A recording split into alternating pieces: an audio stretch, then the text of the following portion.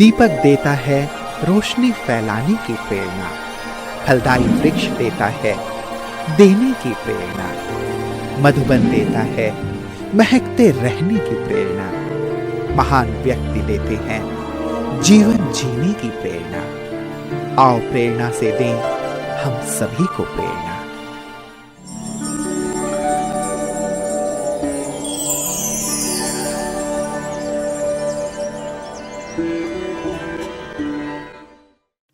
गुजरात राज्य के मुख्य वाणिज्य शहरों में से एक है सूरत। सूरत डायमंड कटिंग और साड़ी उत्पादन के लिए प्रसिद्ध है। इस शहर को सिल्क सिटी और डायमंड सिटी भी कहा जाता है। प्रसिद्ध ताप्ती नदी के किनारे सूरत शहर विद्यमान है। सूरत स्थित अथवा लाइंस क्षेत्र के ब्रह्मा कुमारीज ईश्वरीय विश्वविद्यालय की मुख्य संचालिका है राजयोगिनी सरोज दीदी जी।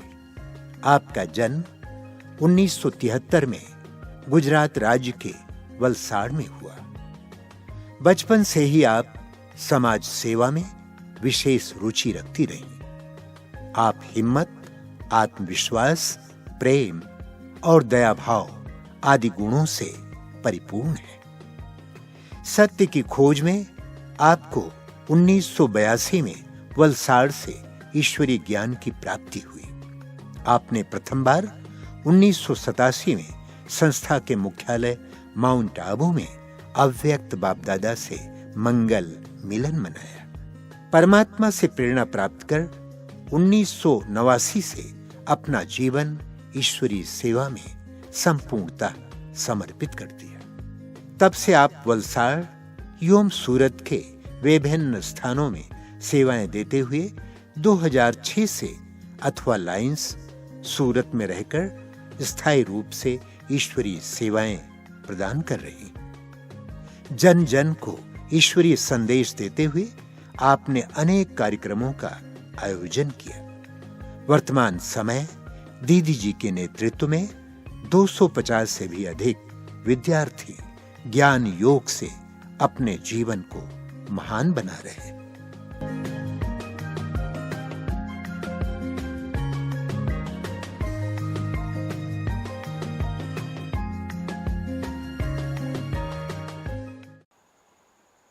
बचपन से ही एक इच्छा थी समाज सेवा करने की। एक शिव परिवार के यहाँ हमारा जन्म हुआ। शिव भक्ति पहले से ही बहुत रुचि हम पूर्वक करते थे, ढूंढ रहे थे परमात्मा को, रात दिन भक्ति करते थे। हमारा जन्म के पहले ही हमारे पिताजी बलसार के पास एक पलसाना गांव है, वहाँ से नदी किनारे से एक पत्थर उठा के लाए थे, हमारे घर में स्थापित किया। बाद में मेरा जन्म हुआ। जैसे जैसे हम बड़े होते गए, वो शिवलिंग के पास ही हम भोजन ग्रहण करते थे, वहाँ ही हमारा सोना होता था। हर पल फ्री होते ही हम वहाँ ही बैठे रहते थे। एक अंदर से एक तीव्र इच्छा थी कि हर कोई को भी परमात्मा दर्शन हो कराऊं और मैं खुद भी साक्षात्कार करूं।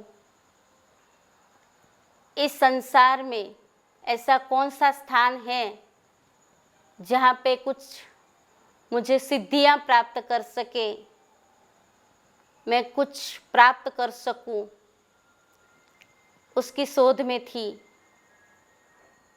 पढ़ाई भी पढ़ते थे, लेकिन जितने भी शिव मंदिर देखते थे तो वहाँ चले जाते थे और वहाँ पे जो भी भक्ति करते थे तो वहाँ पे हम शामिल हो जाते थे। बहुत तन्मयता से हम एकाग्रचित होकर के भक्ति करते थे। परिवार वाले कहते थे कि इतनी छोटी उम्र में अभी पढ़ाई पर ध्यान दो। लेकिन पढ़ाई के अंदर भी ध्यान देते थे, लेकिन भक्ति भी हमारी बढ़ती जा रही थी। बचपन में ही उपवास करना, व्रत करना, ये सब पहले से ही संस्कार थे माता पिता ने दिया हुआ था। हमारा लौकिक पिताजी को ज्ञान मिला, वो ज्ञान में चलने लगे। लेकिन लोगों का कहना था कि बेटियों को वहाँ नहीं लेके जा सकते, नहीं तो वो संस्था में ही चली जाएगी। एक बार श्री कृष्ण जन्माष्टमी का प्रोग्राम था। मेरे पिताजी को निमंत्रण मिला कि आपको भी प्रोग्राम में आना है।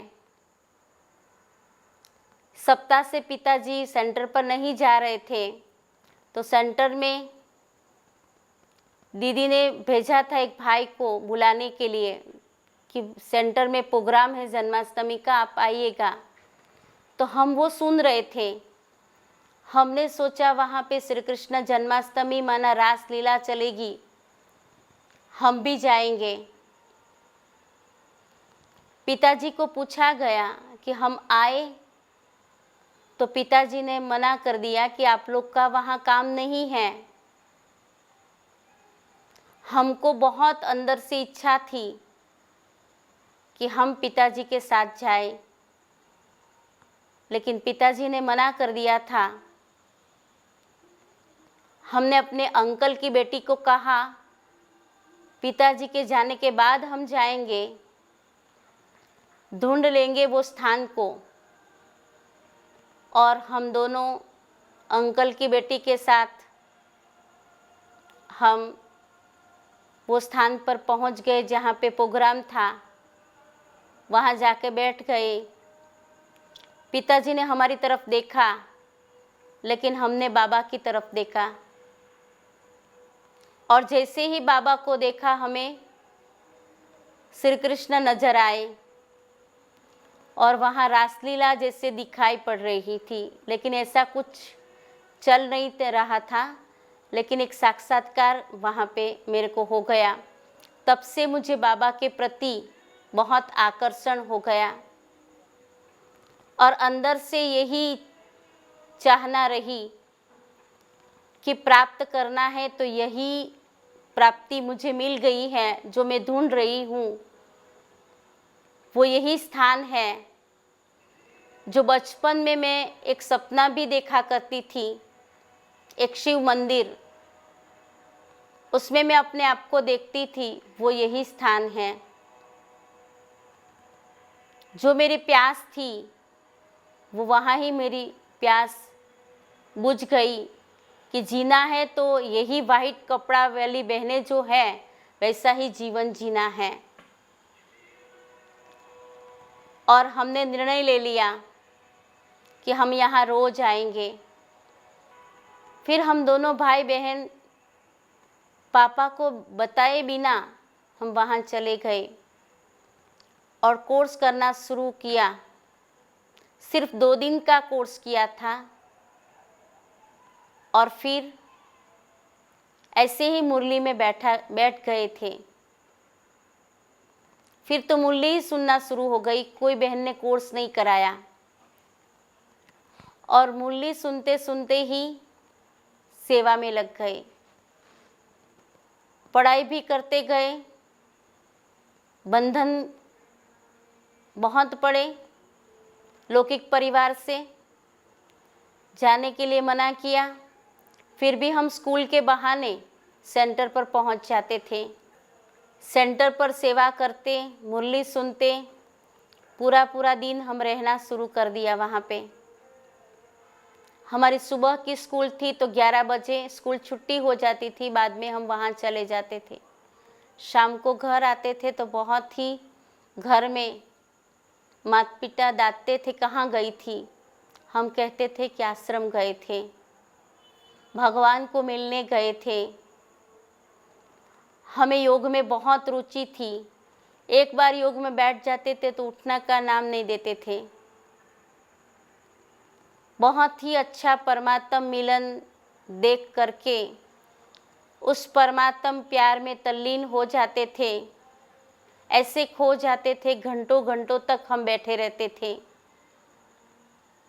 बहुत ही वो अनुभव एक अलौकिक था।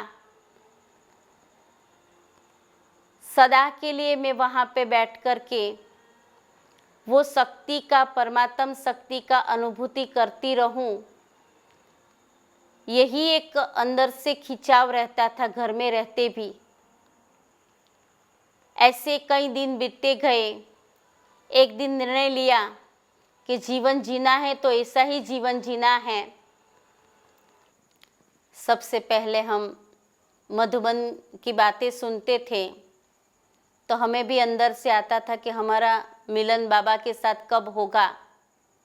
आखिर वो दिन आया 87 में, जब हम पहली बार मधुबन जाने के लिए दीदी ने क्लास में अनाउंसमेंट किया कि जिसको मधुबन जाना है वो अपना नाम नोट कराए।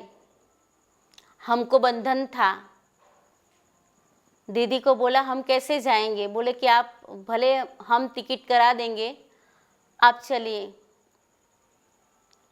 जब मधुबन के लिए निकले उसी रात हमारी बैग, हमारी माताजी ने बोला नहीं जाना है, अभी बहुत छोटे हैं, ज़रा और बड़े हो जाओ बाद में चले जाना,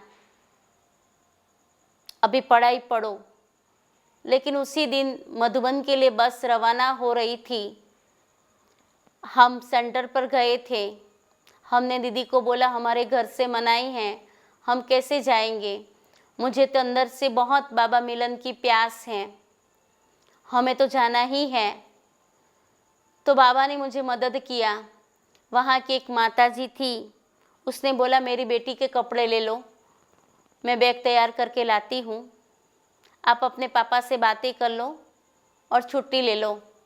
हम अपने पिताजी से बात किया और छुट्टी लेकर के सेंटर से ही हम मधुबन के लिए रवाना हो गए। तो मुझे वहाँ ये अनुभव हुआ, ट्रेनिंग सेक्शन में 20 नंबर का मेरा कमरा था। बाबा दरवाजे के पास खड़ा था और बोला बच्ची आ जाओ। बाहें पसारे बाबा खड़े थे और जैसे कि मुझे इतनी एक शक्ति का एहसास हुआ और मैं उठ गई और स्नान किया। तब तक बाबा जैसे मेरा इंतज़ार कर रहे, फिर मेरी अंगुली पकड़ करके मुझे क्लास तक छोड़ गए। मैंने बोला कि बाबा मुझे छोड़ने के लिए आए, आप लोग मुझे सब छोड़ करके चले गए थे। पार्टी वालों को बोला तो बोले आपकी तबीयत तो बहुत ख़राब थी, इसीलिए आप सोए थे, इसीलिए हम चले गए।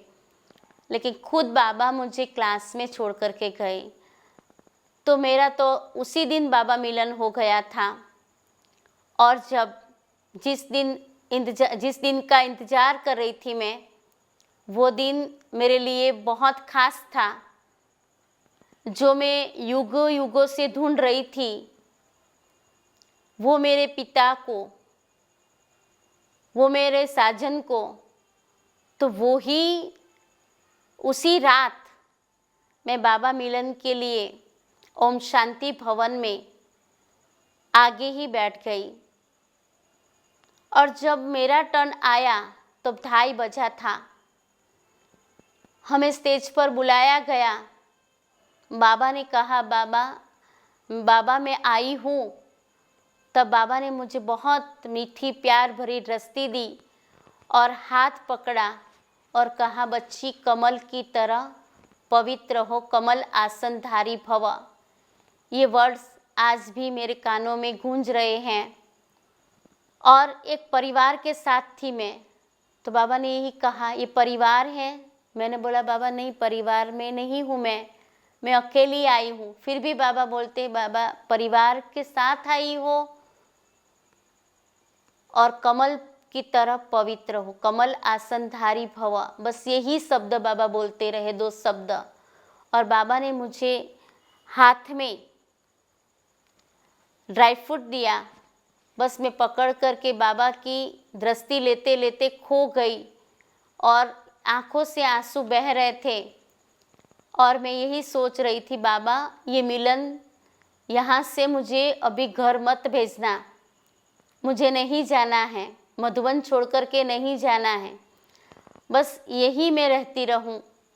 हम बाबा को बोलते थे, बाबा दुनिया की दीवारें तोड़ कर के हम आपके पास आए हैं, तो अभी तो मैं आपको समर्पित हो जाऊं। आप मुझे एक से शक्ति भर दो मेरी आँखों के अंदर कि मैं जिसको भी देखूं तो आप नजर आओ, मुझे एक घर से छुट्टी मिल जाए और कोई मेरे को बंधन न डाले। लेकिन जैसे ही मैं मधुबन से घर पे गई, वापस वो बंधन शुरू हुआ और फिर वो बाबा मिलन की जो दृष्टि थी वो मेरे आँखों के सामने, वो ही बाबा की शक्तिशाली किरणें मैं उन परिवार को देती थी। उससे मुझे सहज ही समर्पित होने का छुट्टी मिल गई और मैं 87 में बाबा को मिली और 87 से ही सेंटर पर रहना शुरू कर दिया। जब हमारे लता दीदी ने शरीर छोड़ा 2006 में, उसके बाद हम पिपलो सेवा केंद्र पर सेवा के लिए उपस्थित हुए। बाबा ने मुझे बहुत मदद किया है।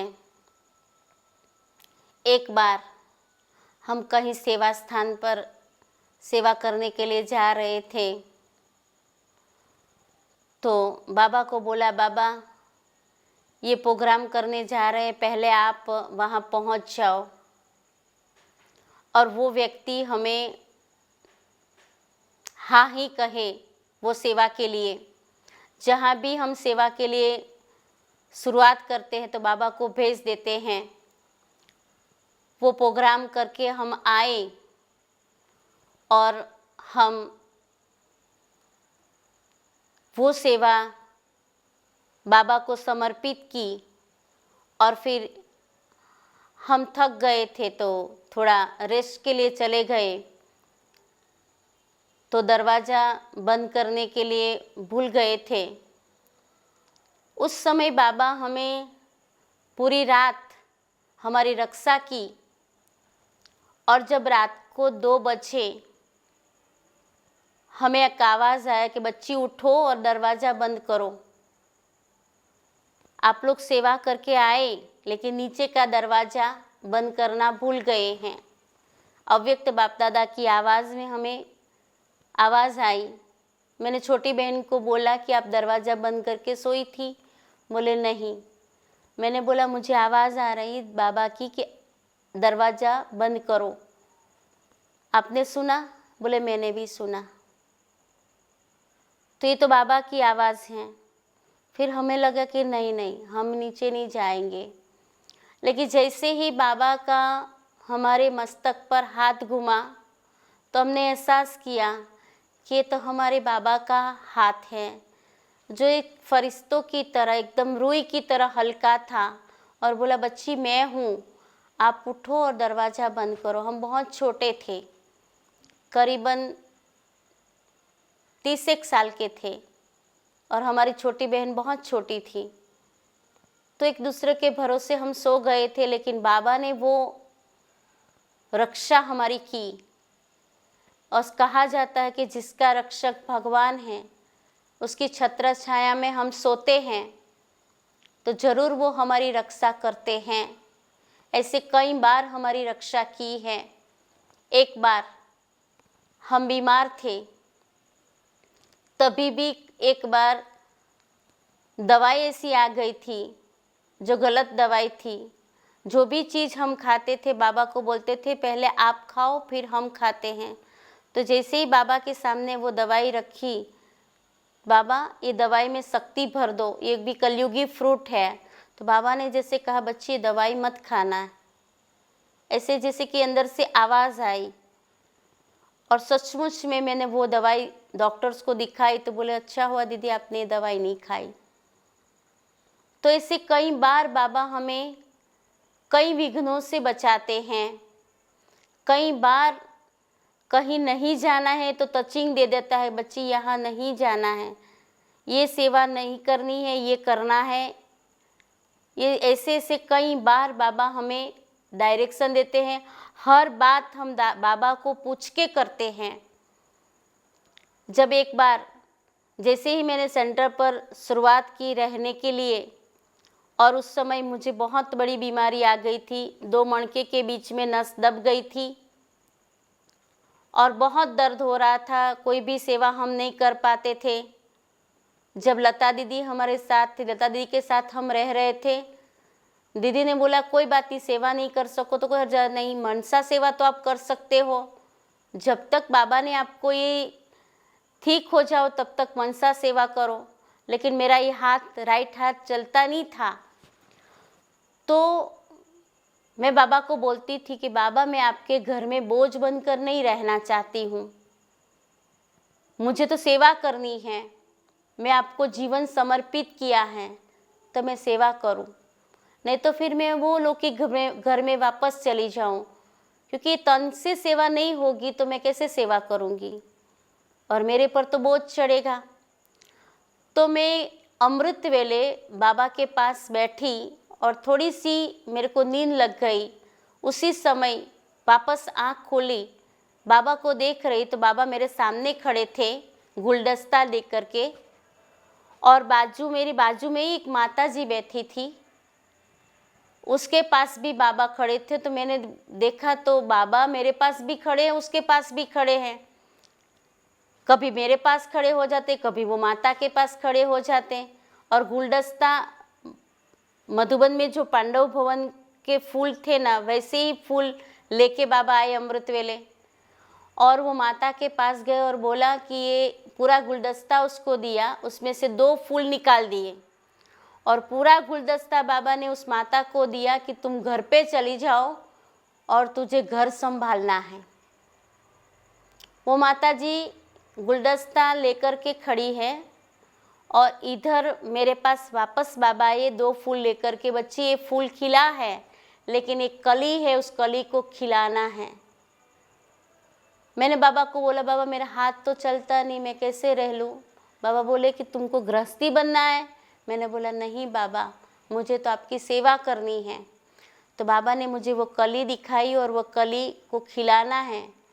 फिर बाद में मुझे पता चला कि मैं अकेली ज्ञान में समर्पित हुई हूँ, लेकिन दूसरी भी मेरी छोटी बहन वो भी समर्पित होगी, वो बाबा ने मुझे इशारा दिया था। और फिर बाद में जो मुझे दर्द था, 2 मणके के बीच में नस दब गई थी, तो वो भी धीरे धीरे ठीक हो गई बाबा की दृष्टि पड़ते ही, और आज तक वो दर्द मेरे को नहीं हो रहा है। वो मेडिटेशन से, बाबा की याद से बहुत अच्छी तरह से हील हो गया। तो हर पल, हर विघ्न में बाबा मुझे बहुत मदद करता है। जब से बाबा को समर्पित हुए, मेरी अपनी एक धारणा है कि जब तक जीना है, कभी भी कोई भी चीज़ के लिए किसी से मांगना नहीं है। बाबा कई बार मुरली में कहते, बच्चे मांगने से मरना भला। जब ब्रह्मा बाबा को भी बेगरी पार्ट आया, तभी भी यज्ञ के अंदर किसी से कुछ मांगा नहीं था, लेकिन शिव बाबा ने अपने आप ही भंडारा भरपूर किया था। तो मैंने भी छोटेपन से यही धारणा पक्की की है कि चाहे कुछ भी हो जाए, मुझे किसी से कुछ मांगना नहीं है। और बाबा अपने आप ही भंडारी भरता है, बाबा अपने आप ही अपना सेंटर चलाता है। हर पल, हर घड़ी मैं बाबा को बातें करती हूँ, बाबा आप मदद करो, आप मुझे हर पल जो भी डायरेक्शन देना है आप देते रहें। हम किसी व्यक्ति को नहीं कहेंगे, क्योंकि मैंने आपको जीवन समर्पित किया है। तो मेरा अनुभव यही है कि जो भी कुछ बातें मैं बाबा को बताती हूँ, कि कोई भी समस्या आती है, कुछ भी होता है, तो मैं बाबा को लेटर लिखती हूँ और वो लेटर बाबा के सामने समर्पित करती हूँ। और वो चाहे कुछ चीज़ हो, चाहे कुछ भी हो, कुछ सेवा का भी प्रोग्राम बनाना हो, हर बात मैं बाबा से शेयर करती हूँ। और बाबा को एक बार लिख देती हूँ, यूज़ मी बाबा। और सचमुच में बाबा मेरा यूज़ करता है। और जो भी चीज़ मैंने लिखी हो या तो जो भी बातें की हैं, वो मेरा काम बाबा कर देता है। तो किसी से भी मांगना नहीं है, ये धारणा मैंने पक्की की है और अब तक उस धारणा में मैं पक्की हूँ। दूसरी बात कि बाबा का भोग, ब्रह्मा भोजन, बाबा का हर कार्य मैं अपने हाथ से करूं। मेरा बचपन से एक शौक़ था कि अपने हाथों से बना कर के बाबा को भोजन खिलाना। वो धारणा भी मैं आज तक निभा रही हूँ। चाहे कितना भी बड़ा प्रोग्राम हो, मैं एक आइटम भी बाबा को बना कर के खिलाती हूँ। और दूसरी एक धारणा पक्की की है, कोई भी बीमार व्यक्ति आए, कोई भी समस्या लेकर के आए, तो मैं डायरेक्ट उसको नहीं मिलती हूँ। कोई भी आए, पहले मैं उनको बाबा के कमरे में बिठाती हूँ कि बाबा को मिलिए आप, पहले आपकी समस्या बाबा को सुनाएं, फिर हमें सुनाएं। लेकिन बाबा के पास सुनाते ही वो आत्माएं हल्की हो जाती हैं, उनकी समस्याएं भी हल्की हो जाती हैं और सप्ताह में तो उसकी समस्याएं मिट जाती हैं। जब मैं ये धारणा पक्की की कि कोई भी आए, चाहे वीआईपी आए, चाहे कोई भी आए, छोटा बच्चा भी आए, हम पहले उसको मुलाकात नहीं करते, पहले बाबा के साथ मुलाकात कराते हैं। तो सचमुच में बाबा उनके जीवन के अंदर भी जो भी उनकी मनोकामना है, बाबा वो पूर्ण करता है। ये मेरा अनुभव है।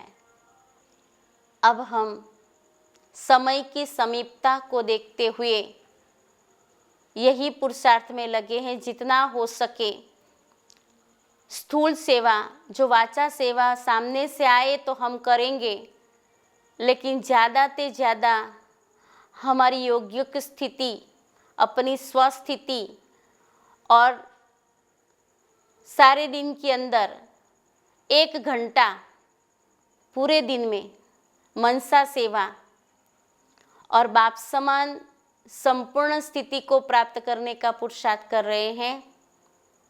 हमारा स्वरूप ऐसा स्वरूप बन जाए, ज्वाला स्वरूप, जो इस ज्वाला, जो परमात्म शक्ति हमारे अंदर इतनी हम एकाग्र कर ले, एकत्रित कर ले कि जो भी दुखी अशांत आत्माएं आए, उसको हमारे द्वारा बाबा उन आत्माओं को अपनी शक्तिशाली किरणें दे और वो आत्माएं को भी अपनी शांति का अनुभव हो, अपनी जो भी इच्छा लेकर के आए वो पूर्ण हो। कोई भी बाबा के घर से खाली हाथ न लौटे और अपनी स्वस्थिति पर मैं बहुत ध्यान रखती हूँ कि चाहे कुछ भी हो जाए, मेरी स्वस्थिति को कभी भी डगमगाना नहीं है। चाहे कितने भी विघ्न हो बाहरी दुनिया का, चाहे बीमारी भी आ जाए बॉडी के अंदर, तो भी हम अपनी स्वस्थिति को हलचल में न लाए। उसके लिए विशेष अमृत वेला और सारे दिन में उठते बैठते चलते फिरते भी बाबा से कनेक्टेड रहने का, कंबाइंड स्वरूप रहने का, यही हमारा अभ्यास है। सभी ब्राह्मणों के लिए मेरा यही संदेश है। समय बहुत कम है, हम आलस्य को त्याग करके अपनी संपूर्ण स्थिति प्राप्त करने के लिए ज़्यादा से ज़्यादा हम बाबा की याद में योग का प्रोग्राम बनाते रहें। जितना हो सके हम अपना बैठक योग करें, चाहे 4 घंटा, चाहे 11 घंटा, चाहे 21 घंटा, जितना हो सके हम बाबा से शक्तियाँ खींच करके भरे और वो शक्ति अंतिम समय में जो प्यासी आत्माएं, जो दुखी अशांत आत्माएं आएगी हमारे पास, उसको बाबा हमारे द्वारा देवे, वो खाली हाथ न लौटे। ये समय भरने का समय है, गफलत में रहने का समय नहीं है। मेरा यही संदेश है हर ब्राह्मण आत्माओं का कि अभी व्यर्थ से मुक्ति हो जाए हमारी। हर ब्राह्मण आत्माएं समर्थ बनकर के एक दूसरे का साथ लेकर के तपस्वी मूर्त बनकर के तपस्या करे और ऐसी ज्वाला स्वरूप की तपस्या करे, उसमें हमारे पुराने संस्कार भस्म होकर के हमारी आत्मा संपूर्णता को प्राप्त करके हर आत्मा को हम सहयोगी बने। सिर्फ ब्राह्मण आत्माओं को ही नहीं, लेकिन अज्ञानी आत्माओं को भी हम सहयोग प्रदान करें। यही मेरा शुभ संदेश है।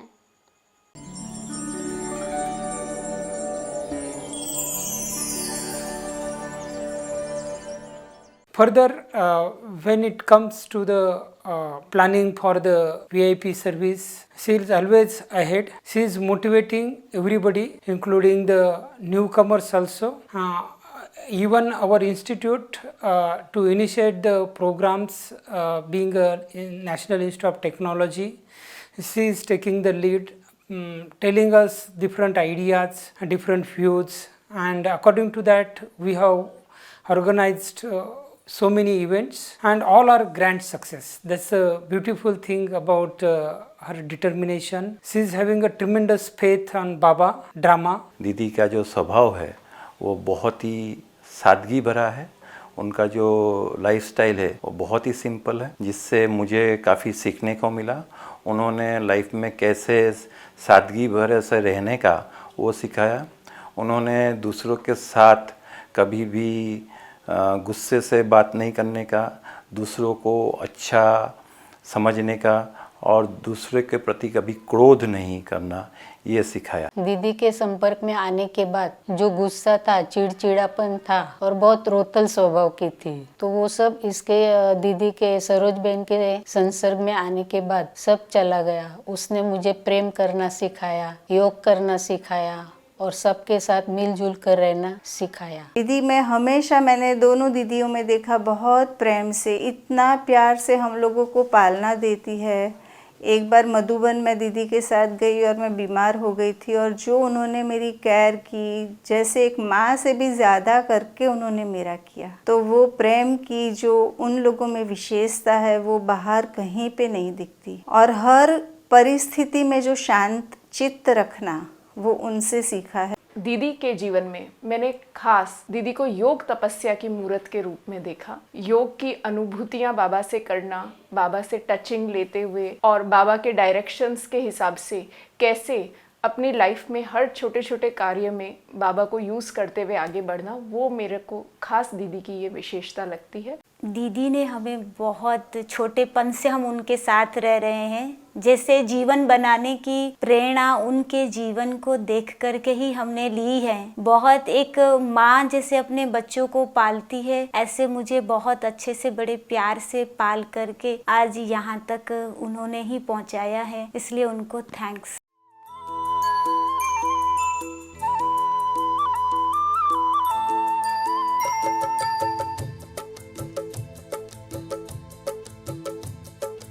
आप मिले मिट गई मन की सभी चाह, आप मिले मिट गई मन की सभी चाह, खुशियों के गीत मिले मिटी आह आह, प्यास बुझी पाए हैं सागर अथाह, प्यास बुझी पाए हैं सागर अथाह, वाह बाबा वाह, वाह बाबा वाह, वाह बाबा वाह, वाह बाबा वाह, बाबा वाह, बाबा वाह, बाबा वाह, बाबा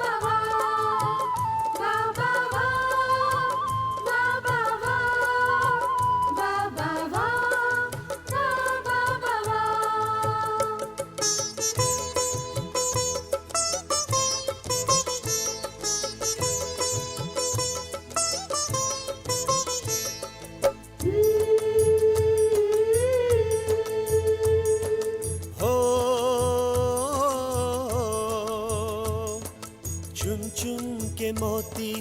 बनाई है माला, नैनों में अपने है हमको संभाला।